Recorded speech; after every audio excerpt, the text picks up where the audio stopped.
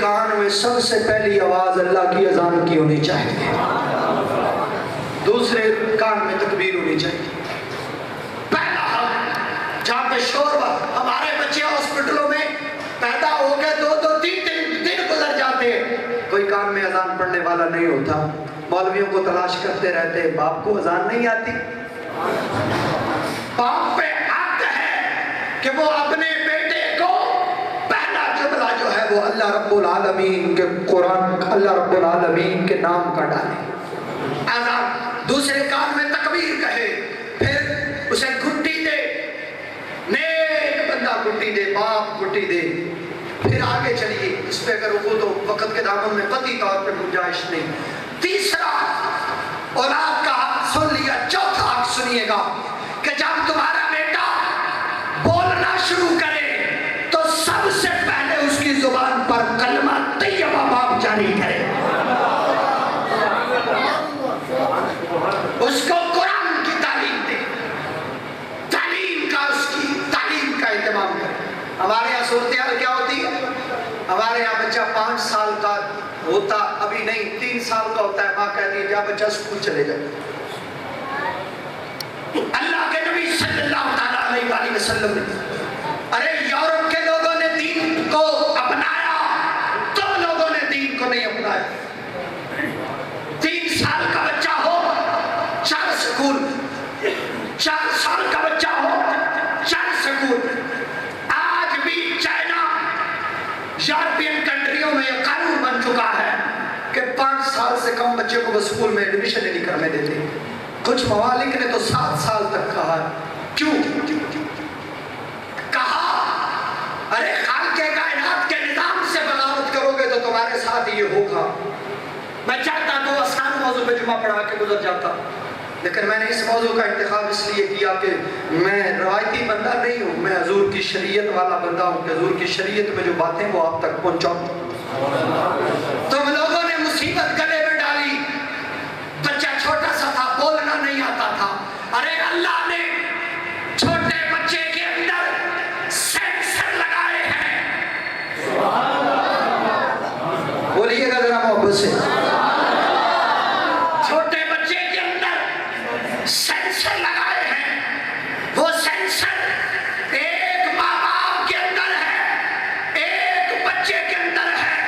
जब बच्चा पैदा होता है तो किसी दरसगाह में नहीं जाता, उसे कौन बताता है कि 2 लबों से दबाना है तो दूध निकलेगा। वो माँ की छाती के करीब होता है, माँ की छाती का फैज उसे आना शुरू हो जाया करता है। अब बाहर बैठ जाएंगे तो भीगने नहीं लगेगा। बारिश आ रही तो ऊपर चले जाए, ऊपर चले। बाबा जी आप आ गए, बाकी दोस्त ऊपर चले जाए। बड़ी तवज्जो, सभा सीधी है यार, आप आएंगे तो बैठेंगे तो बैठते। बड़ी तवज्जो के साथ आखिरी जुमले। औलाद की तरबियत करने का सही तरीन दुरुस्त तरीका आका नेमत की शरीयत है।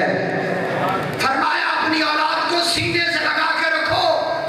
पहला साल माँ की गोद, दूसरा साल माँ की गोद, 2.5 साल माँ की गोद में शिकम में उसने गुजारे दूध पीते हुए। जो ग़िज़ाइयत माँ के दूध में है वो बाजारी दूध में नहीं है। अपनी औलाद से डॉक्टरों के पीछे लग के मुझे समझ नहीं आता, वो मेरी बोली कौन, तूने अल्लाह के रसूल के दीन से गद्दारी की। जो कुव्वत माँ के दूध के पहले लुकमे में अल्लाह ने तुझे देनी थी तेरी औलाद को, वो तूने डॉक्टर के पीछे लगा के अंग्रेजी के डब्बे को लाके उसके मुंह में फीडर की सूरत में दी। वो पहला लुकमा जो बरकत वाला था, उस लुकमे की तासीर तेरी औलाद में ना जा सकी। फिर जुल्म क्या किया? मेरे नबी की औलाद हसन हुसैन मेरे पाक रसूल की औलाद है। रसूल की औलाद है। मेरे पाक रसूल ने फरमाया अपने बच्चों की तरबियत का अंदाज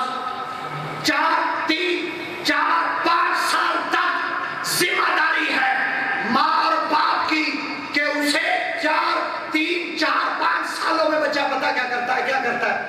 जुबान दुरुस्त करता है, लैंग्वेज ठीक करता है। फरमाए बाप और माँ की जिम्मेदारी है कि उसकी जुबान पर इन 3 सालों में अल्लाह के नाम को जारी करना शुरू करे। जो इंस्ट्रक्शन माँ दे सकती है वो स्कूल की उस्तादी नहीं दे सकती। हजारों रुपया स्कूलों में बर्बाद करने वाले मेरी कौम, जो इंस्ट्रक्शन, जो कशिश सकल, अरे तेरे बेटे की चूचा को, मैं अपने बेटे की बात करूं, ये बड़ा बेटा साले हैदर, मुझे समझ नहीं आती उसकी बोलने की, लेकिन उसकी माँ बताती है कि वो राम बोली में क्या बोल रहा है। अरे जिसकी बोली माँ के अलावा कोई और ना समझ सके, उस पर उसे स्कूल का धक्का दिया तो सोच लो तुमने फिर रसूलुल्लाह के दिन से गद्दारी की। आखिरी जुमले और फिर इजाजत, भाई बैठ जाए, मैं बस जुमला आखिरी पेश करने लगा हूं। जब वो बच्चा बोलने के काबिल हुआ तो माँ बाप पे जिम्मेदारी है। 5 से 7 साल की उम्र में जिम्मेदारी मिलती है 3 चीजों को सिखाए। अगर मैं ये सवाल पूछूंगा तो सारे मुजरिम बनेंगे। मुस्तदरक अल हाकिम की हदीस और तरबियत औलाद सुनने वालों, तुम क्या समझते हो ये रमजान के नमाज़ें रोजे तुम्हें बचा के ले जाएंगे अगर तुमने ये गुनाह किया है? अगर औलाद 5-6 साल, 5 साल से लेकर 6-7 साल, ये दो एरिया, कितने बोले कितने साल? कोई जुमला जाया ना करे, कितने साल? 2 साल, 5-6 साल, इनमें क्या सिखाना है औलाद को? कौन सा दीन सिखाना है? बेटा इधर आ, ये बेटा कितनी उम्र का है? इधर आ, ये कम से कम 10 साल का तो होगा, 10 साल। हर बच्चा, माँ बाप बैठे हुए, ये 10 साल का है तकरीबन, बैठ जाओ, बड़ी तवज्जो।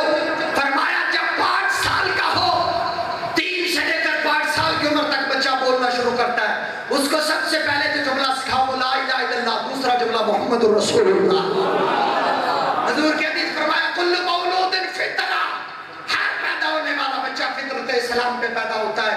उसके बाद उसके माँ बाप औ यहूदन औ नसरानियन, फरमाया अगर माँ बाप यहूदी हो तो वो यहूदी हो जाता है, नसरानी हो तो वो नसरानी हो जाया करता है, माँ बाप मुसलमान हो तो वो मुसलमान हो जाया करता है।